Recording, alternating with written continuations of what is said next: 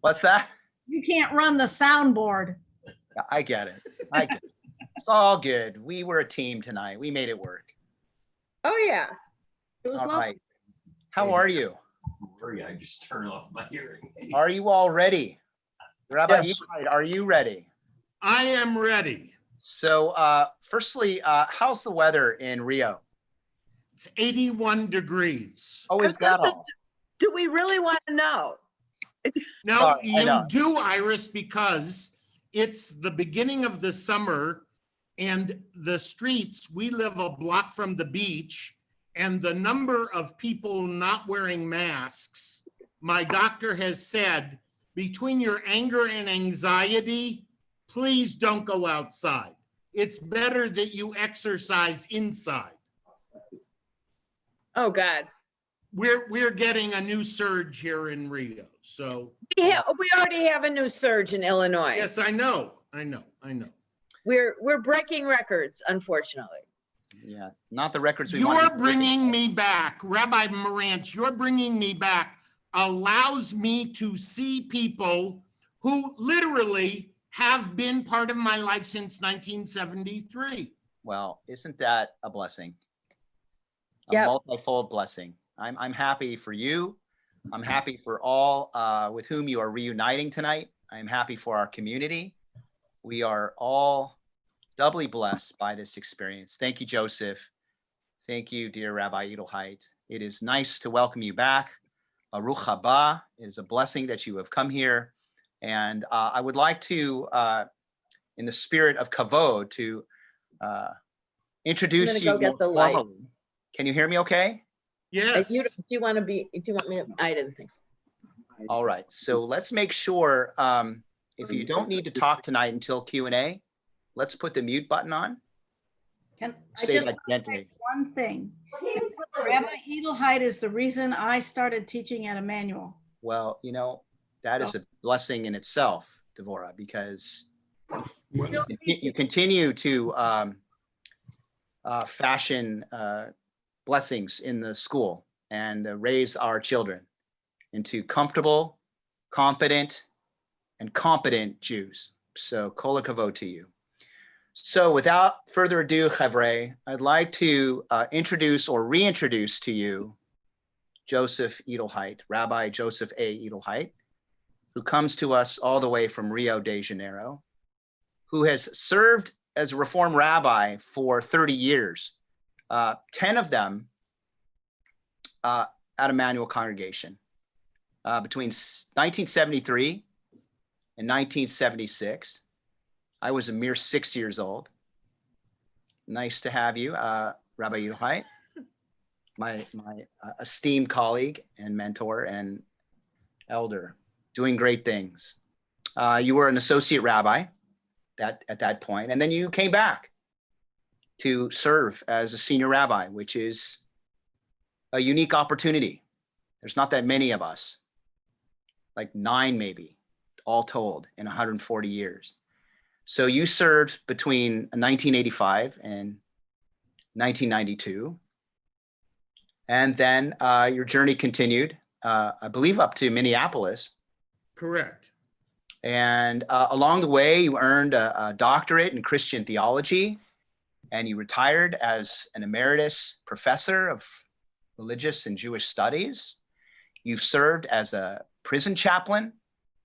I think that's a marvelous thing to do as a rabbi. And as will not be a surprise relative to your comments before Kaddish tonight, you've been on a presidential advisory council for HIV/AIDS, and more interesting things to boot. You've created a multi-faith orphanage in rural India for children with HIV/AIDS. And most interestingly and powerfully, you've removed 5 swastikas constructed into an original 1931 facade of a Catholic cathedral in rural Minnesota. A mensch of the highest order. Something you may not know about Joseph is that our dear rabbi was just awarded by the Div School, the Divinity School of the University of Chicago, Alumnus of the Year, 2021. They work ahead there at U of C. And of course, your commitment to interfaith dialogue is what earned you this kavod. Something very interesting, Joseph, on your website I want to share with everybody because it sets the table tonight for a very important conversation that we'll have with you. You cannot live with a question as a solitary person. You want to think out loud. You need to discuss, debate, and get feedback. And so, Joseph, Rabbi Edelheit, we are delighted to have you here all the way from Rio. Thanks for being with us. Thanks for your leadership of Emanuel back when. Thanks for helping us mark our 140th anniversary. And thanks for coming to talk about your new book, which is entitled, What Am I Missing? Rabbi, I think what a key question, right? One you say we ask all the time. I think you're right. Speaking for myself only, I'm always asking, what am I missing? And I'm often wondering the response. Is it my keys? Is it my wallet? These are facts, friends. The head on my shoulders, essential questions about life, something important to someone else, something that should be more important to me. What am I missing? Have you asked that question, friends? So Rabbi Edelheit, I ask you as a way of starting off our conversation tonight, what, or how rather, did you come to write an entire book about this singular and essential question? What am I missing? Thank you for having me. Coming back, I just observed my 74th birthday, and being able to share just a few minutes with people literally who make up the fabric of my life. I look at the faces and I immediately am drawn to families, not just you. I have been blessed in my rabbinate to know people. Maxine, who is not going to open her screen, I'm seeing Maxine's name and think of her mother of blessed memory, Iris's mother and her sister. The ability to engage lives, that's what led to this book, Lives. Questions, open conversations. 3 editors did not like the title. They kept pushing back. They kept saying, no one wants to read a book that has a question. They want to read a book that offers an answer. And I said, yes, that may well be, but that's not the book I want to write. And some of you who have literally known me for the 47 years I've been a rabbi know that I loved ending a sermon with a question. That was my goal. And I think some of you on this screen walked away from some of those sermons saying, you should have given us an answer. But it started a conversation. Look, each of us, especially right now, is looking for fill in the blank. Security, access to members of your family. I'm in Rio. I have 4 adult children. One of them is on the screen. He's texting the other 3. Dad sees us. Where the hell are you? I haven't seen my kids since last November. What is that, not to have access to your children, to your family? What am I missing is a question that continues to require us to be present in life. The list of what Rabbi Marantz asked as he stands at the door ready to leave. If you're not fully present in life, you can't answer that question. We are distracted. We are exhausted. If I have to think about the current president anymore between now and January 20th, okay. By the way, I can say that because I'm a guest, and any of you who are upset that the rabbi made politics, I'm leaving in 40 minutes. I don't care. Look, Louis, I have not changed an iota, not an iota. I wanted to raise questions that are and have been and continue to be part of my life. There are, and so many of you are part of those, traumas, opportunities, elements of what is unexpected. And we go back and think about, oh, maybe, just maybe, that's what I was missing. I'm looking at Marlene and Luke. When you get someone who comes to you and wants to study to be a Jew, and you get to be a part of his life as he invited me to be. Judy and the relationship I had, not only with Judy, but Judy's husband's family through Michigan City. What am I missing is a way of anchoring us to do more than see each other on a screen.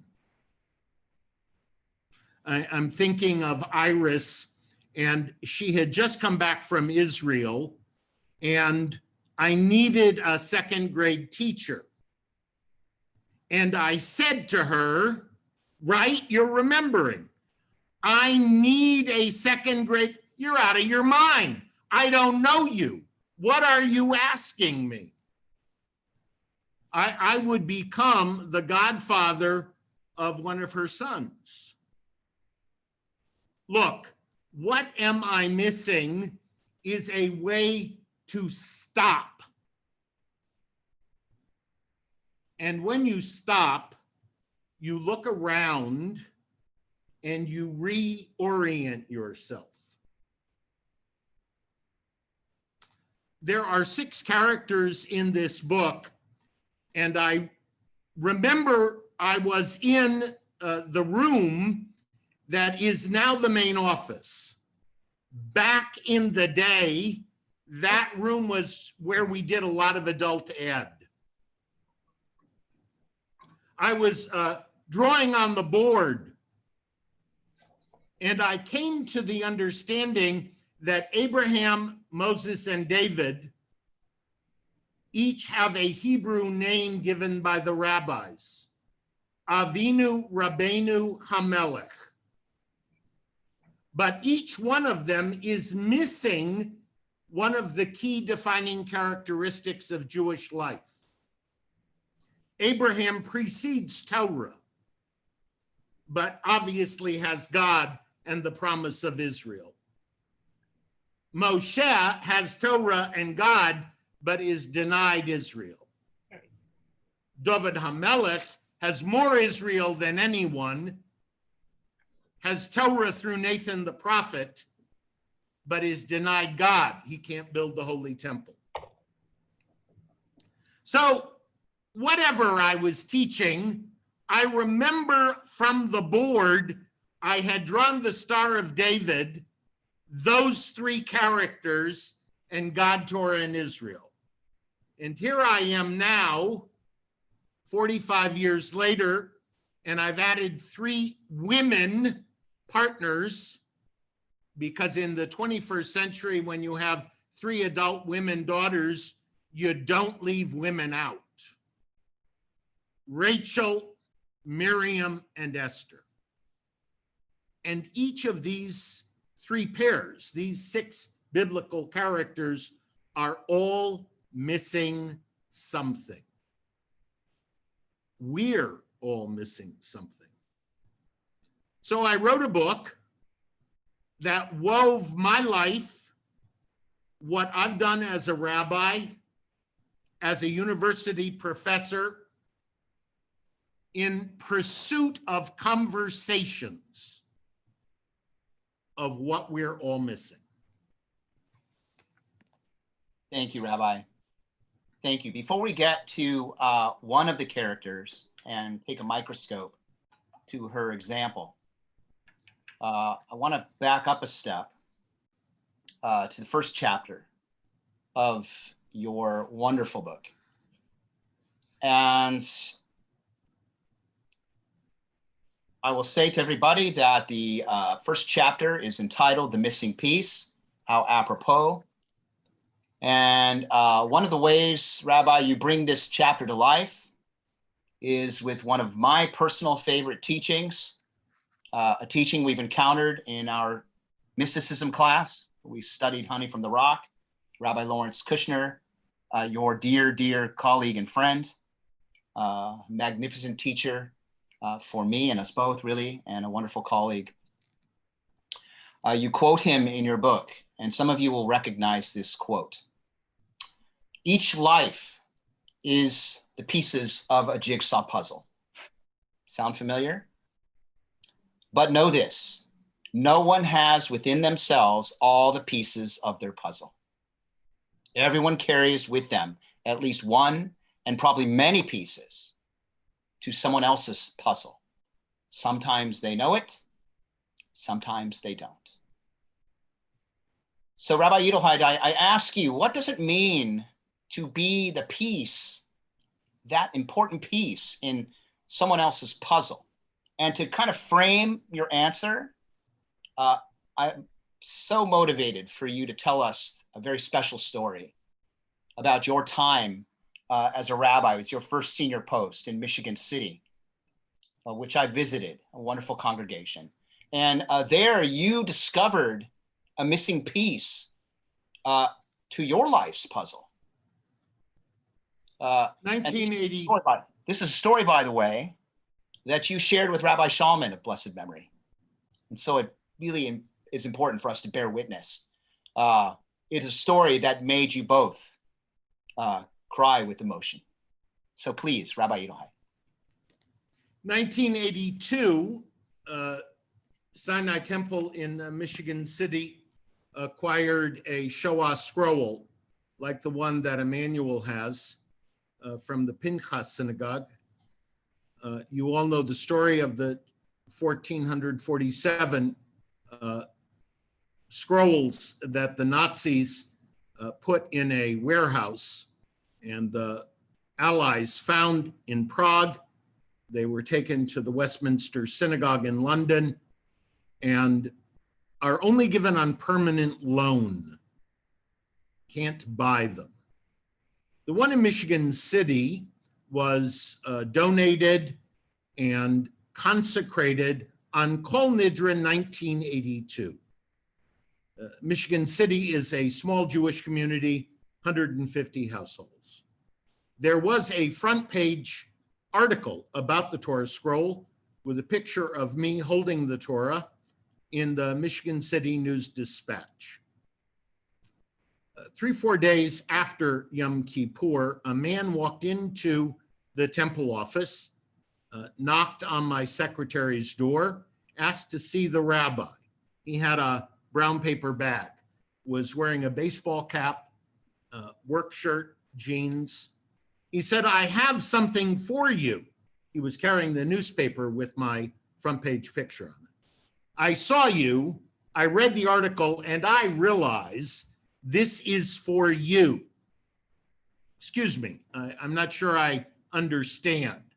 "I was in the war. I saved this for you." All right, do you want to see the Torah? Do you want to sit down? No, here. And he left.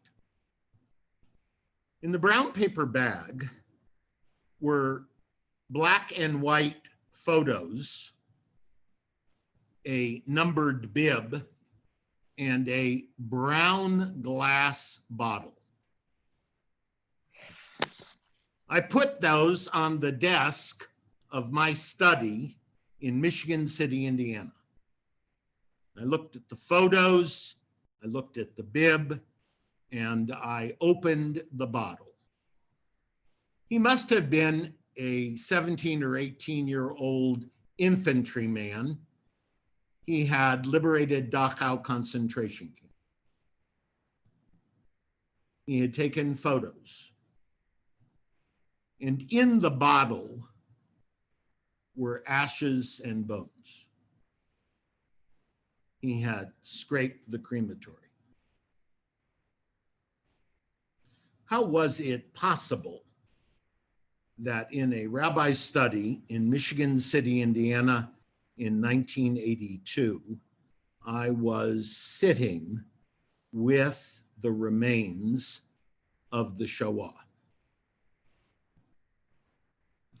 I called Herman and we talked. We both cried. He helped me understand that this was best handled privately, not publicly. We agreed that I would ask Etta Jaffa Aleha Sholem, a member and longtime friend and spokesperson. I know Iris remembers her, the Schneiders remember her, Devorah. Etta survived terrorism, and her children grew up at Emanuel. She came, I used my bar mitzvah talit, and my own secretary's husband had been an engineer in the infantry in World War II. He dug the grave. There's a small mound in the Jewish cemetery of Sinai Temple in Michigan City, Indiana, which holds the remains of persons destroyed in the Shoah. I don't know that man, but when I read Larry's story, I was sure Larry wrote the story for me and about me. There are many things for which I am humbled and proud in my rabbinate, but I'm absolutely certain that if I did nothing else ever as a rabbi, but accept that brown paper bag and bury those remains, Dayenu, it would be enough. So he saved, he gave to me, I took from him. And in Michigan City, Indiana, you can go and put a stone on the remains of a person or persons who perished. What am I missing? I'm an overachieving, ambitious rabbi who was in Chicago and went to Michigan City and had an experience that satisfied me literally for the rest of my life.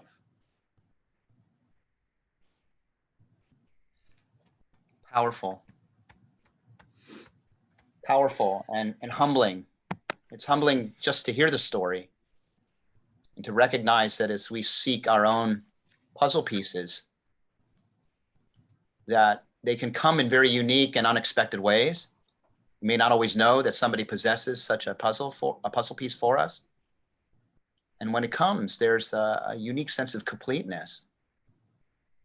So the search for what is missing is ultimately the search for what makes us whole. What could be a better blessing? So Rabbi Edelheit, what am I missing is also a great question when we consider our Bible and its wisdom and the conveyors of this wisdom. You have foreshadowed this for us tonight, because throughout your book, as you mentioned, There are 6 central characters, and you bring to bear their wisdom. 3 men, Abraham, Moses, and David, and 3 women, Rachel, Miriam, and Esther. And I thought, for the sake of focus, although I would like to study with you all night and cover all aspects of this book, we'll have to figure out how to do that. Maybe not all night, but I thought maybe since we're traveling currently in Torah with Rachel and her family, that we would bring some focus to her life. And Rabbi, I think if we take a good, honest look at our Torah, one thing that is often missing in our sacred texts is, or are, women's voices, or recognition of the power, the enduring power of women's voices that go on unheard.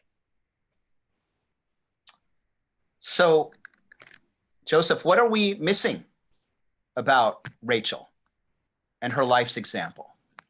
What can she teach us? What can she teach us if we find and listen to her voice? Each of the 6 characters I have attempted to frame with a value. Rachel is framed with the value of pluralism. Rachel represents, she is the last matriarch. She is the only one who is linked to the past of idolatry that the monotheism emerged through Jacob. Rachel was his favorite wife, bore his 2 most beloved children, Joseph and Benjamin. The only character in the Tanakh who dies in childbirth. Buried outside the Machpelah, and today, still today, people go to Kever Rachel with expectations of hope regarding fertility. There is a fabulous scene in the Midrash, also linked to Jeremiah, that Rachel's tears make God remember to bring the people back from exile. Rachel takes her father's terebinth. Why? To torment her father, or because she had assimilated into that pagan world from which we left. But she was not rejected, even as she still held on to her past. I have found Rachel fascinating because of this pluralism. I studied at the University of Chicago because of David Tracy, Catholic theologian. He invited me to come and study with him. He's a radical pluralist. I hope he can attend my virtual award in April. He taught me that real pluralism is very complex, very messy, and very controversial. Got me in trouble in Minnesota. My best friend in Minnesota was a Catholic priest. I was having lunch with the priest at the rectory, and I was trying to discuss with him the value of what we had experienced in Israel.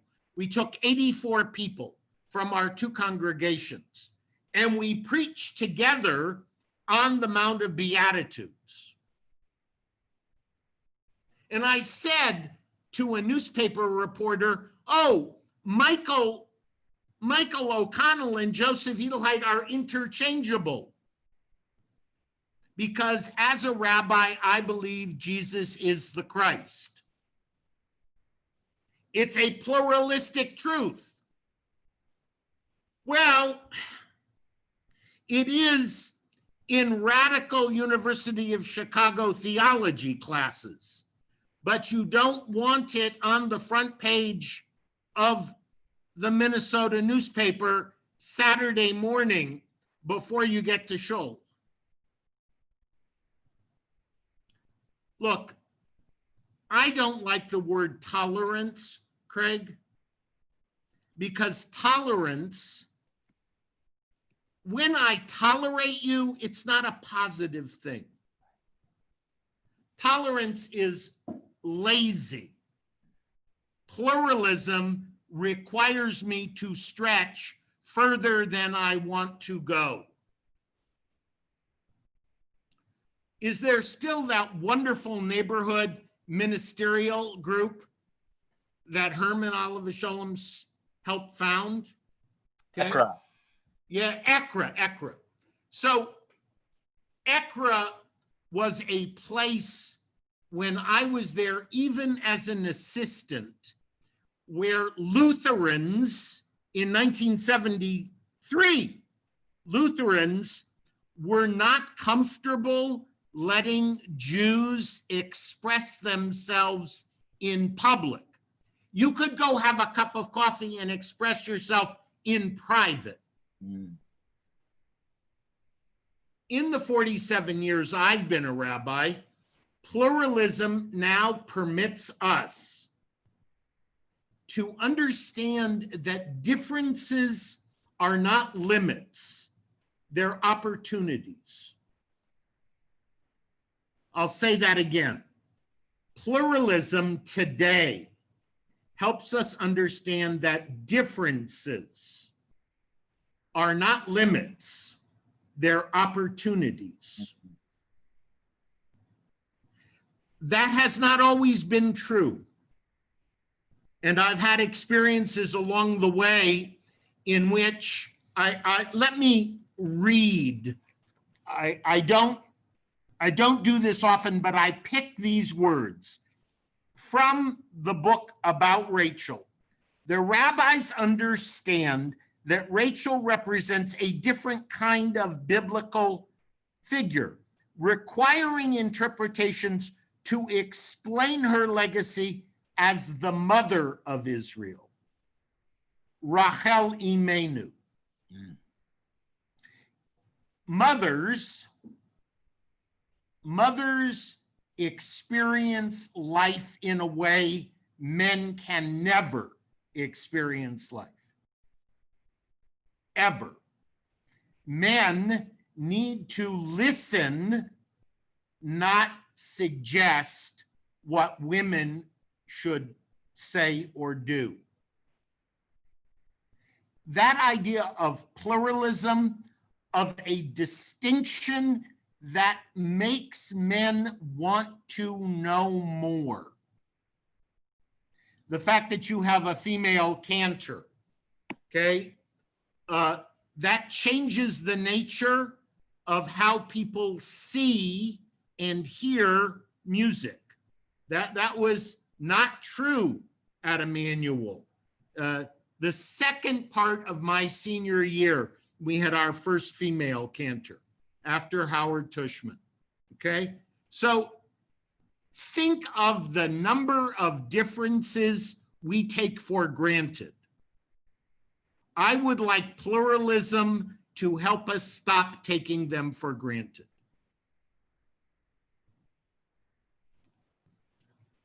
That's what Rachel teaches us. Nice. So, Rabbi Edelheit, I will just echo something about ECRA. Firstly, we just had our Thanksgiving service, our Ecumenical Thanksgiving service, and it was a COVID service that was online. And it was a collection of fascinating music and poetry and real faith-filled passion. And it was an honor to be a part of it.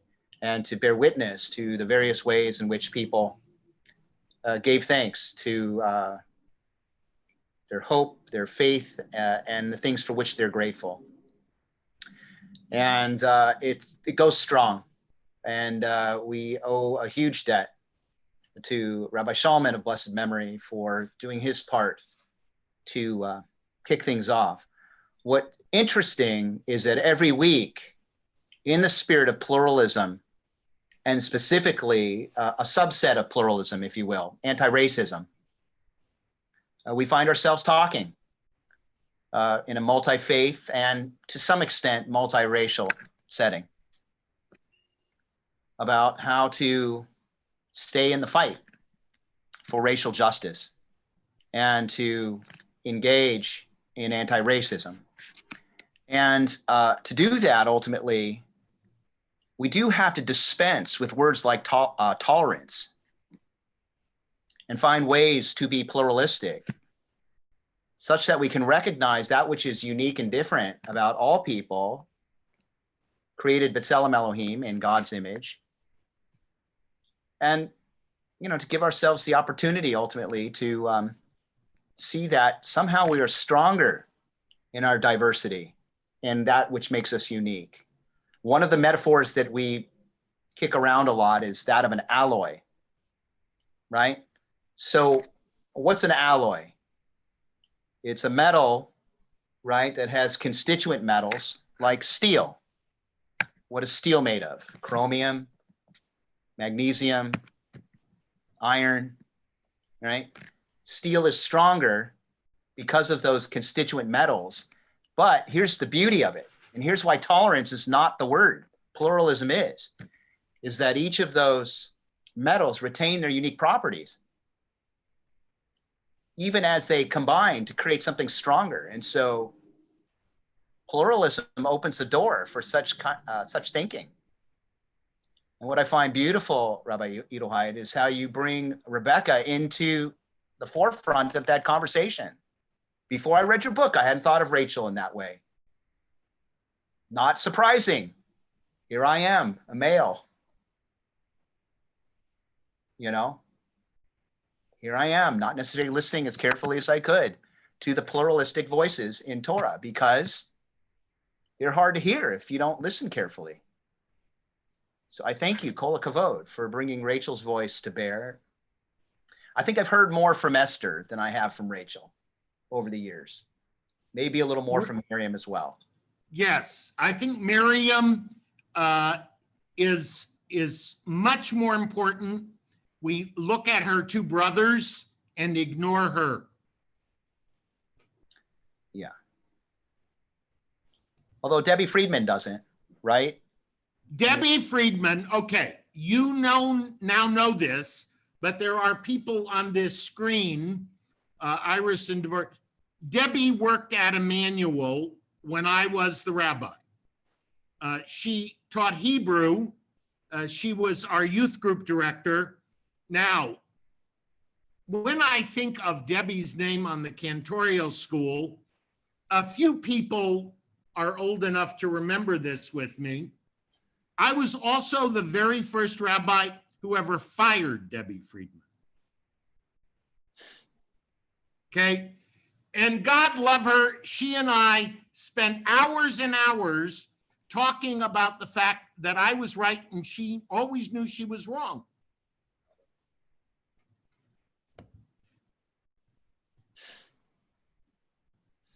So we have one more official question. Yes. Unless people want to start asking questions and we spend more time answering your questions. I'm not sure how to wish I had like a doodle poll here or something. Some way of knowing. Well, let's put it this way. Rabbi Edelheit, let me ask you one last question. It's a short question and will serve as a way of kind of putting a conclusion to our conversation thus far. No conclusions. We want the conversations to continue. That's right. I'll leave, but no conclusions, please. Exactly. Right. There we go. We've got to think out loud, discuss, debate, get feedback, and wherever we finish tonight will just be a placeholder to the next time Right. we show up again.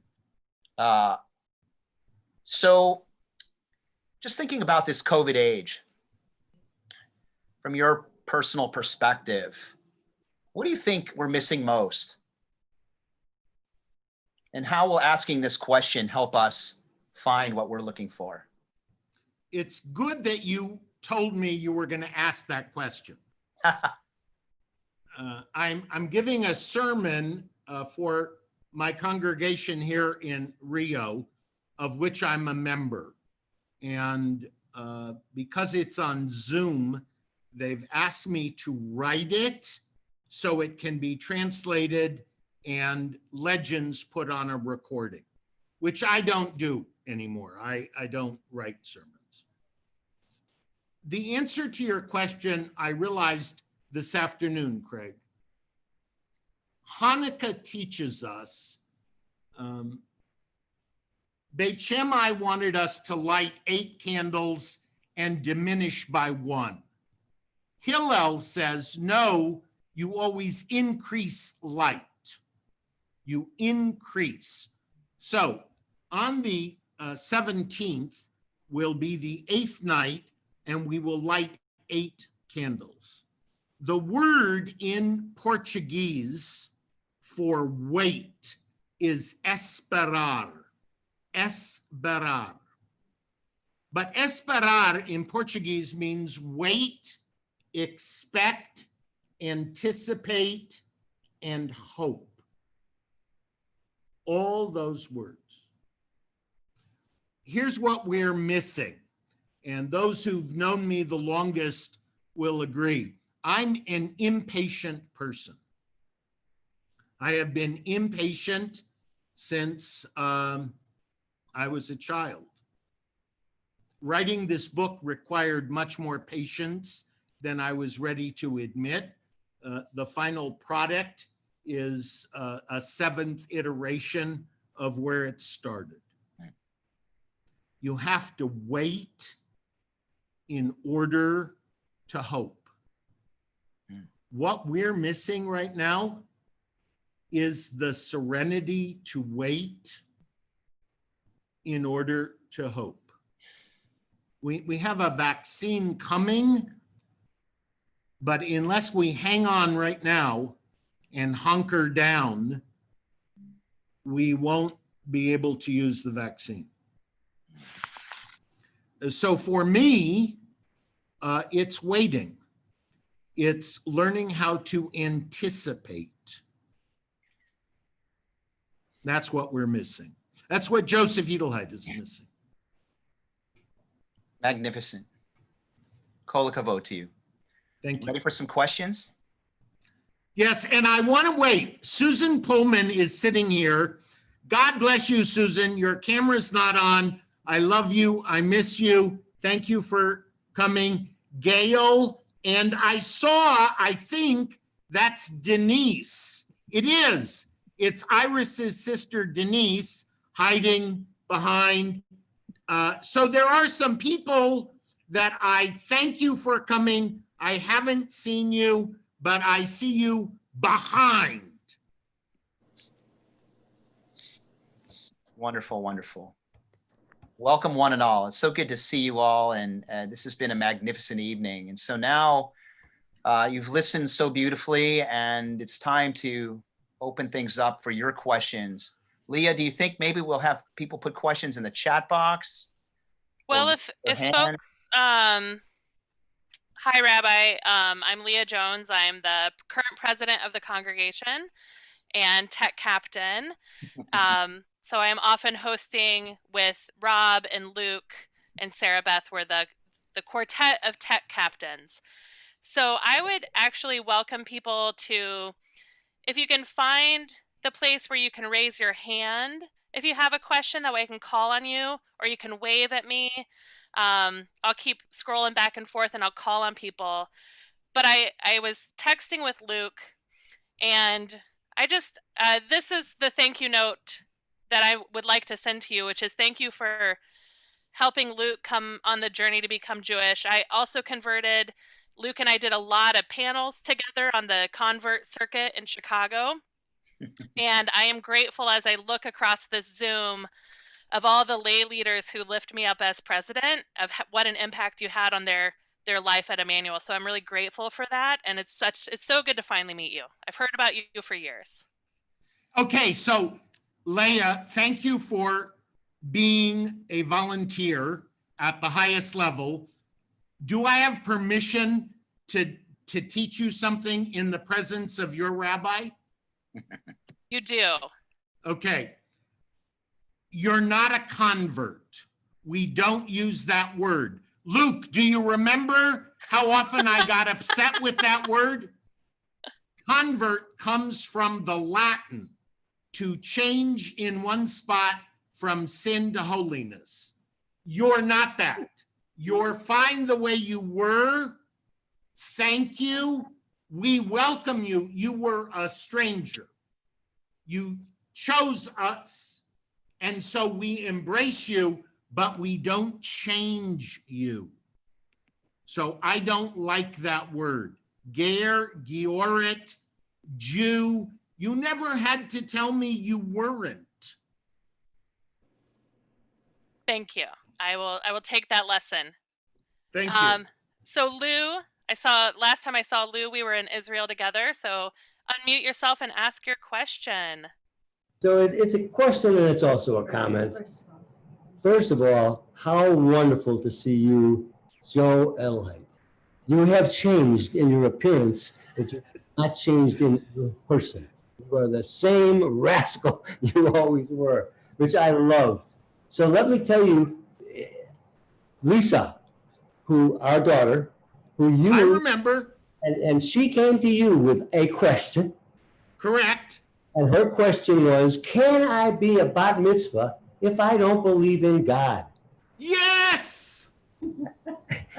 Is that the answer you gave her then? Yes.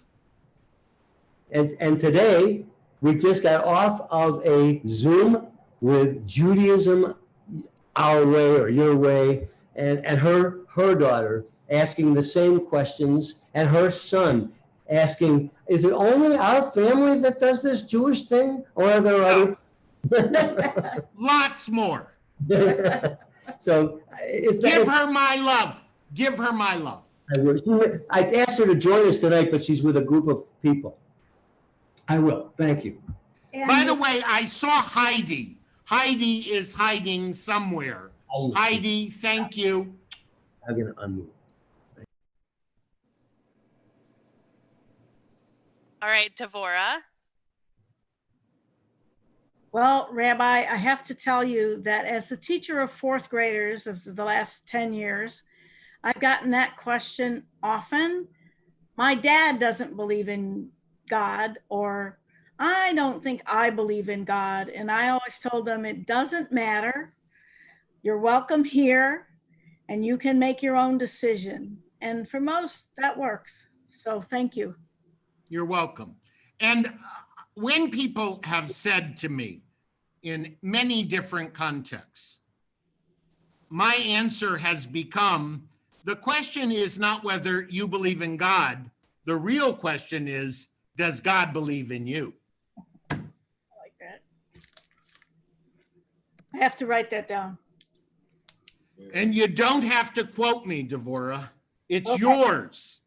I will. Then thank you for the No, permission. no, Edelheit is giving you a gift tonight. It's yours. Todah. You've raised the stakes, Rabbi. We have to get more serious around here. Judy. Well, thank you. I remember coming home from religious school. I don't know how old I was, 10, 11, 12. And I had thought, maybe I don't believe in God. Oh my goodness, what are my parents going to say? And I was really frightened to tell them that I wasn't sure I believed in God. And you know what they did? They applauded me and said, you're thinking for yourself. That's terrific. There you go.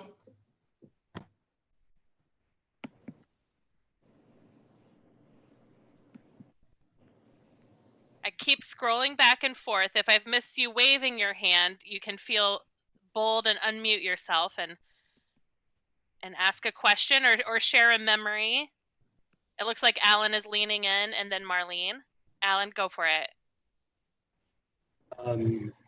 Having been Joe's friend for a long time and Rabbi Shalman's friend for a long time, if you listen to some of Rabbi Shalman's last few sermons or speeches, he and I spoke often about Heschel's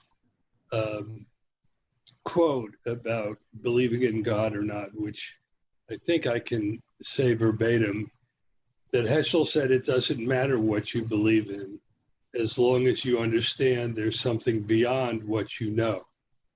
And he called that radical amazement. And the phrase radical amazement really entered Herman's mind strongly in the end. And I think he was really comforted by it. And I was really proud to be sort of a part of his late journey. And it's so good to see you, Joe. So good to see you, Alan. For Heschel, his most important work is The Prophets, which was his doctoral dissertation. And radical amazement is linked to pathos. And Herman Oliver Sholem modeled that in so many ways, so profoundly. We are a community that cares. That costs us something. We care more than we believe. If Lisa had come to me and said, I don't give a damn about all these social action issues, Rabbi Joe, I'd say, then you're not going to be bat mitzvah. But if the issue is I don't believe in God, yeah, so what? Yeah, on any given day, I got my own issues. But if you become indifferent, and that was something I learned from Herman Schalman, he prophetically would not allow Emanuel Congregation to be indifferent. And when I became his first successor, there were times the two of us did not agree, but he always thanked me for pushing the congregation further about caring. Okay, so you're absolutely correct, Alan. To be amazed is to take the risk of caring. And that is something I think the COVID pandemic has stripped from us. Marlene. Hey, so I'm going to ask a question that is connected to my professional life. Joe, I don't know if you remember or not, but I work for Jewish. I do, JNF. Right. I was really struck by the three that Abraham, Moshe, and David were all missing something. And with Moshe missing Israel. In my work, it's not uncommon to hear, I'm not missing anything by not being connected to Israel. Why should Israel be important to me? I'm here, I'm an American Jew, particularly among Jews in the Reform movement. So what would your answer be to what am I missing in regard to Israel? So it's 11:25 here in Rio. How long are we going to go, dear? Marlene always would wait until the end of the class. Look, first of all, they've just come out with the first studies of birthright and taglit that they work. Mm-hmm. Secondly, it's not just the Reform movement. It's a lot of Jews who don't affiliate at all. Third, Israel has to own part of this issue because of its administration over the last 25 years. And if this gets reelected, why would anyone?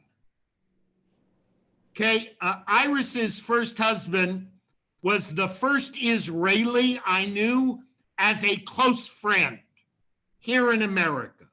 And he taught me, and because he had been in the IDF, damn it, if you don't criticize Israel, then you can't ask me why I care about America. So, the question of Israel today, do you want Jews to care about Israel as much as evangelicals care about Israel?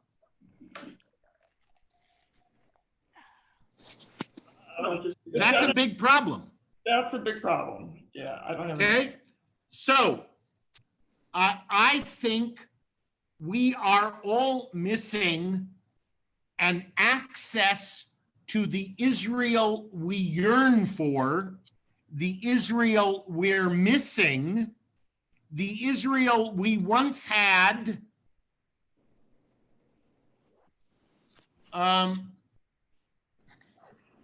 Look, I am not prepared to say that a Jew can have a healthy identity without some connection to all three. Some Jews never go to shul. It's not that they're missing God, they don't go to shul. Harry Golden said, Ginsburg went to shul to daven. Steinberg went to shul to talk to Ginsburg. They both belonged in shul. Okay, so I love Israel.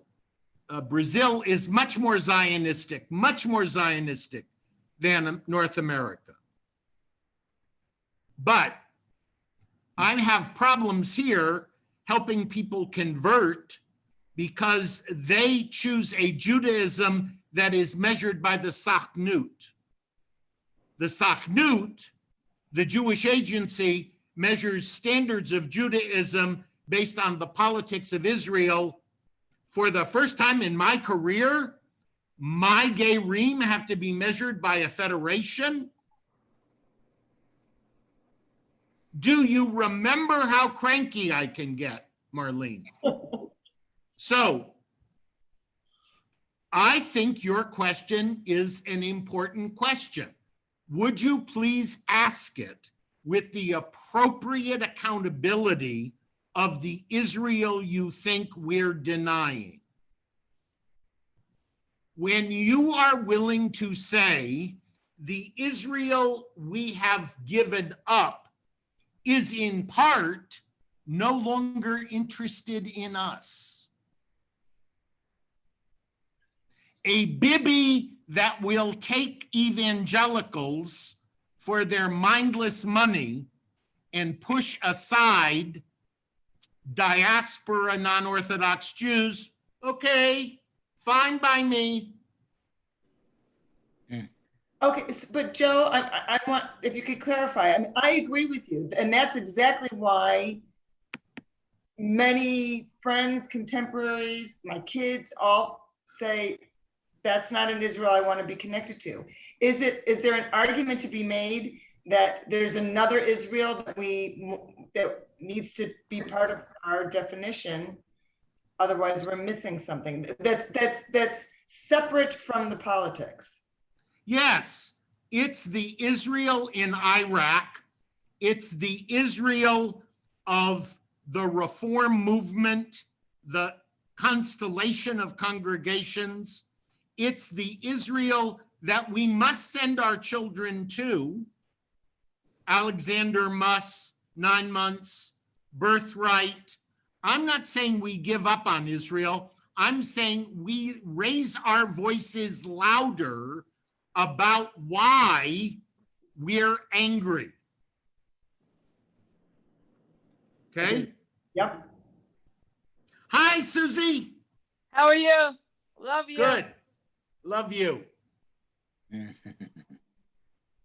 So Rabbi Marantz, have I been a koch leffel enough?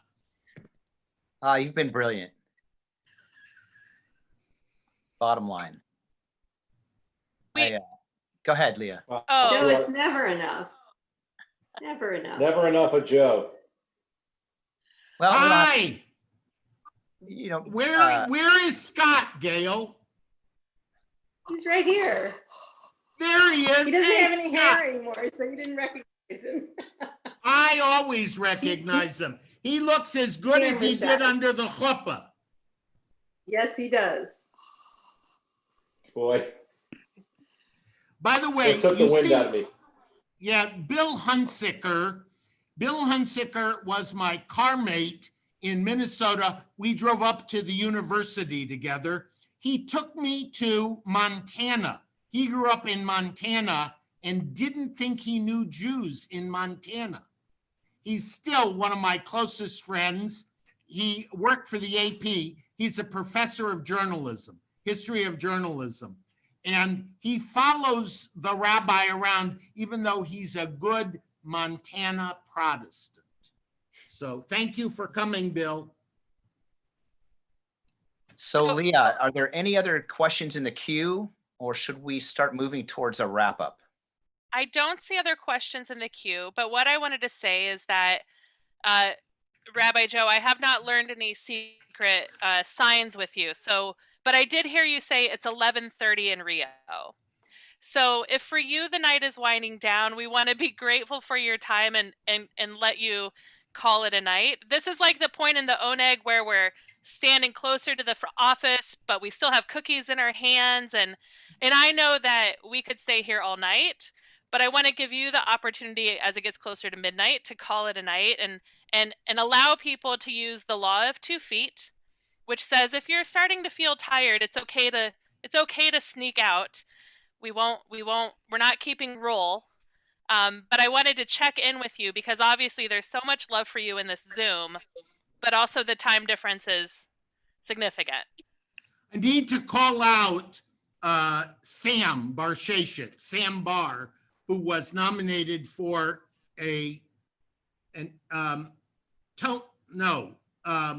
what was Sam just nominated for?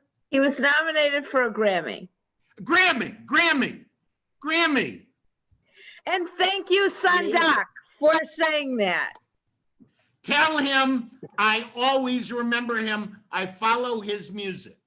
Are you coming tomorrow night? What's tomorrow night? He's doing a live streams, YouTube at 10 o'clock your time. How do I get the link? Okay. The link is in numerous places on FaceTime, but it's youtube.com/Jesse Palter. It is on Jesse Palter's YouTube page. It will be an hour of incredible music. Jesse Palter, 10 o'clock tomorrow night. Okay. Yes. And I'll try and message you on Facebook. Okay. I'm not sleepy now. Are you kidding? I'm happy to stick around as long as there are questions. We'll do this. Rabbi Marantz, if you wanted to say maybe like a formal ending to like the big Q&A, and then we'll schmooze. We'll stay and keep schmoozing. All right. So what I'd like to do is look something up here. Where is it? Give me a sec. Okay, 47. Whoa. Pulling out the prayer book. Because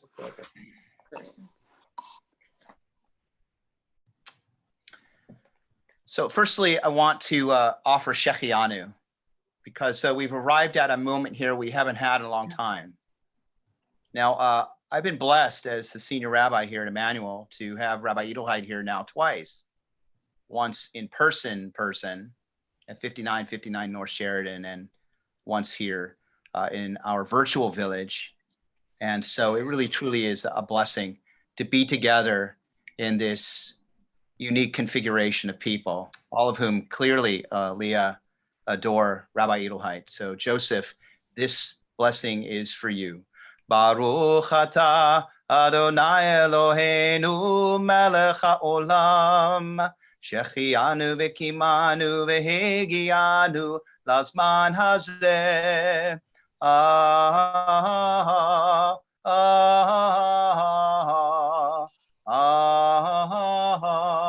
Amen. Blessed are you, Adonai, sovereign over time and space, who gives us life and sustains us and brings us to beautiful moments of recognition of the powerful pursuit of what is missing in our lives and the extent to which we can discover puzzle pieces that can leave us more complete, even during this COVID age, or even during surprising moments that we could never anticipate. But thank God for the wisdom that our teacher has brought us. Dear Joseph, Rabbi Edelheit, thank you for being here to mark our 140th anniversary, a history in which you spent 10 years of fine and dedicated and deep service to our community. We are standing on your shoulders in part with our colleagues and with all the fine people who've made this community so strong. And that is worth blessing. And coming to this moment where we can recognize not only the depth of your scholarship, but the warmth of your soul and the power of your spirit and the keenness of your mind captured in not only this moment of exchange and inquiry and debate and learning, but in the beautiful book, What Am I Missing? Thank you. So you are a mensch, and I want to just offer this version of Debbie Friedman's Kaddish de Rabbanan. There you go. There you go. Should all take a screenshot of that. Joseph, you should like smile with your book. Leah, take a screenshot, please. For our teacher and our students and the students of the students, we ask for peace and loving kindness, and we say Amen. And for Amen. for those who study Torah here and everywhere, may they be blessed with all they need. And we say Amen, and we ask for peace and loving kindness for ourselves and for all humanity in the spirit of Rachel's pluralism and in the unity of our God. No matter how you believe, I'm glad we're together. Thank you for inviting me. And I'll come back because let me tell you, the ticket via Zoom is good. Yeah, right. That's good price. And Yep. as the president of the Please come congregation, back. I appreciate you looking after our travel budget like that. No. It's a good price. I'm not only paying it back, I'm paying it forward. And I volunteer as a rabbi in small communities in Brazil and help found a little congregation of 28 people, 25 of whom chose Judaism. Marvelous. Marvelous. Well, kol hakavod, chaver, rabbi, gay gazint, stay in the fight, friend. You're a great spiritual warrior. Thank you very, very much. Love to all. Thank you for coming. So you don't have to run off, though. We can stay and schmooze. Yeah. If the rabbi wants to stick around, or if anybody else wants to just stick around, we can schmooze. I think Devorah had one last thing to I think say. we need to stay to the end like we always used to. Yes. When we were younger and could stay up late. That's right, being the last ones out the door. Yeah, I remember that, Gail. It was all you were doing. One of the things I remember about the end of services, especially on Friday night, was Rabbi Shulman standing in the doorway holding Lada's coat, saying, Lada, Lada. He wasn't ready to leave. Her mother, Augusta Sterna Sholem, was on the Kaddish list tonight. He was, yeah, we noticed that. Yeah. So, all Take right, care. my friends. Take care. I will say good night. I'll thank my son for stopping by and thank all of you. The memories fill the heart. Craig, you're doing a great job. Great job. He's not you, but he's great, Greg. Hey, nobody has to be me, Susan. I'm very upset. He's a Dodgers fan, but I let it go, okay? No, hey, listen, I grew up in San Francisco. I talked to him about this. He was wearing his Dodgers hat. I ignored it. Tonight, he made a Misha Berach for Tommy Lasorda. Gesinter hate. Okay, you get to love the Dodgers. Wait. When Greg The world started champion Dodgers. World champion Dodgers. Great. Thank you, Joe. Craig, if it makes you feel happy, wonderful. God bless you. I offer you the same advice. Whatever makes you happy.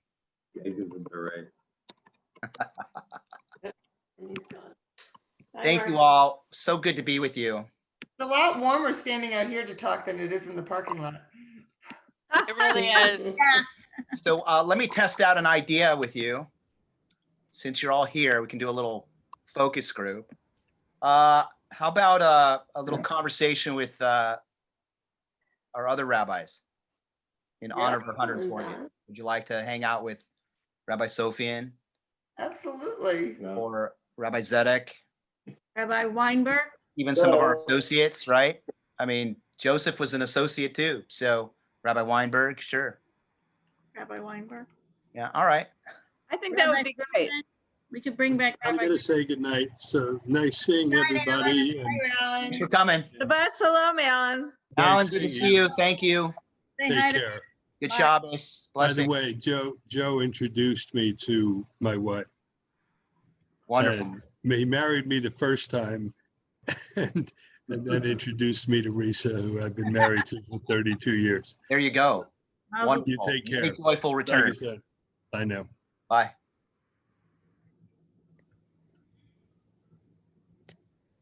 Take care. Bye. Bye, Colin. Shabbat shalom. Bye, Shabbat Iris. Bye, Beth. shalom. Thank you. Bye. So long, all. Bye, Bob. Bye, Devorah. Night, John boy. Sorry, had to do it. Couldn't resist.